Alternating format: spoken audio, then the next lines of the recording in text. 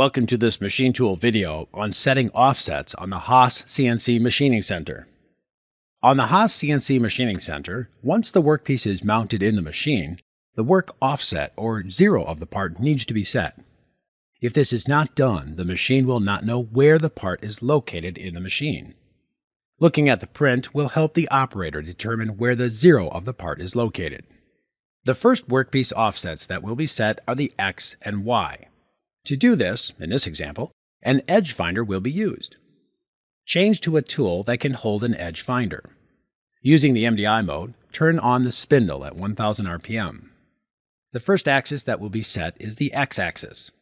Using the hand wheel, bring the edge finder close to the edge of the part where the X0 is to be set.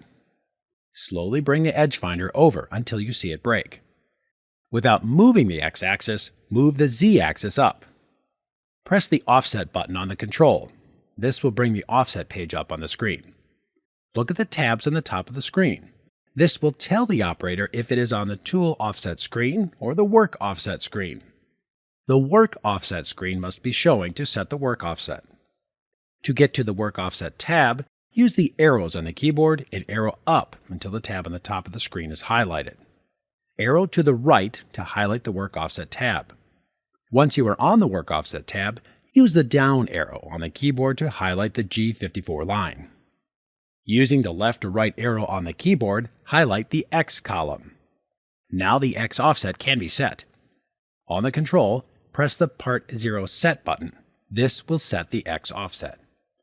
Because you are using an edge finder in this example, half of the edge finder must be accounted for, otherwise the X0 of the part will not be correct. In this case, half of the diameter of the edge finder is 0.100, and because the part was edge found on the left side of the part, the X0 needs to move to the right or positive direction 100 thousandths to account for the edge finder. Using the keyboard, type 0.1 and press Enter. By pressing Enter, the machine automatically does the calculation. The X offset of the workpiece is now set. It is now time to set the Y offset of the workpiece. The same procedure will be used as was done with the X offset. Bring the edge finder close to the edge of the part, that is the Y0 of the part. Slowly bring the edge finder over until you see it break. Without moving the Y-axis, move the Z-axis up. Press the Offset button on the control. This will bring the offset page up on the screen. Look at the tabs on the top of the screen. If not on the Work Offset page, use the arrows on the keyboard to change tabs. Once on the Work Offset page, use the down arrow on the keyboard to highlight the G54 line. Using the right arrow on the keyboard, highlight the Y column. Now the Y offset can be set. On the control, press the Part 0 Set button. This will set the Y offset. As with the X offset, half of the edge finder must be accounted for, otherwise the Y0 of the part will not be correct.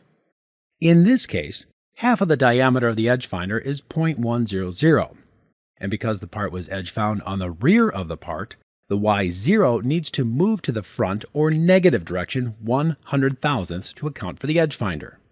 Make sure that the Y column is highlighted by using the left arrow.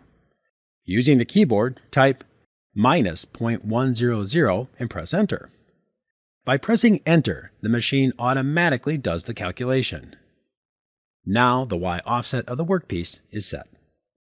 It is now time to set the Z offset of the workpiece. For this example, the top of the part is the Z0 of the part. The first step in setting the Z offset is to remove the tool from the spindle. The spindle nose is the surface that is going to be used to determine the Z offset. A known length block will need to be used for the next step. In this case, a block that is 3 inches will be used. Set the block on the top of the part. Slowly start bringing the spindle down until the block just fits under the spindle nose. Be sure not to bring the spindle down directly on top of the block. This could damage the machine or the part. Once the block just fits under the spindle nose, it is now time to measure the Z offset of the workpiece. Press the Offset button on the control. This will bring the offset page up on the screen. Look at the tabs on the top of the screen. This will tell the operator if it is on the Tool Offset screen or the Work Offset screen. Once on the Work Offset page, use the down arrow on the keyboard to highlight the G54 line. Using the left or right arrow on the keyboard, highlight the Z column. Now the Z offset can be set. On the control, press the Part 0 Set button. This will set the Z offset. Now the offset must be modified to account for the 3-inch block that was used. The Z offset must be brought down or in the negative direction 3 inches. Using the keyboard, type -3.0 and press Enter. The machine will ask if you want to move that big of a distance. Press Y to accept. The machine will automatically do the calculation, and now the Z offset is set. This completes the measuring or setting of the workpiece offsets. Once the workpiece offsets are set, it is time to set the offsets for the tools. The machine needs to know how long the tool is and what the diameter of the tool is. The tools cannot be measured until the work offsets are set. All the tools that are going to be used to machine the part must have the offset set for them. In this example, a 1/2-inch end mill will be used to machine the part. The first step is to change to that tool. Once the tool is in the spindle, use a block of a known length to set it on top of the part. In this example, a 3-inch block will be used. Using the hand wheel, bring the tool down close to the top of the block. Switch the hand wheel to the .001 setting and continue to bring the tool down. Make sure that you never bring the tool down on top of the block because this will damage the tool. Bring the tool down until the block just slides under the tool. Once this has been reached, the length of the tool can be set. Press the Offset button and ensure that the Tool tab is the active tab. Using the arrows on the keyboard, arrow down until the tool number that is in the spindle is highlighted. Using the left or right arrows on the keyboard, highlight the Length column. Now press the Tool Offset Measure button on the control. When doing this, the machine will calculate the length of the tool.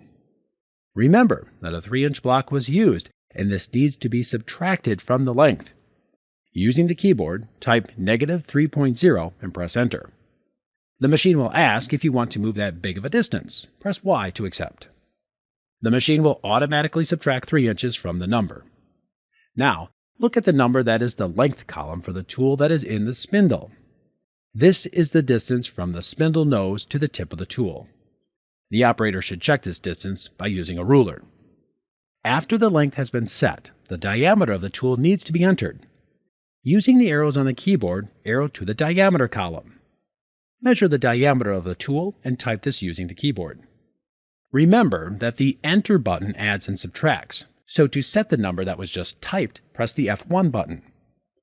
Now in the diameter column, the number that was measured will be showing. Now that the length and the diameter of the tool has been set, repeat these steps for all of the tools that are going to be used to machine the part. This concludes the video on how to set the workpiece offsets on the Haas CNC Machining Center.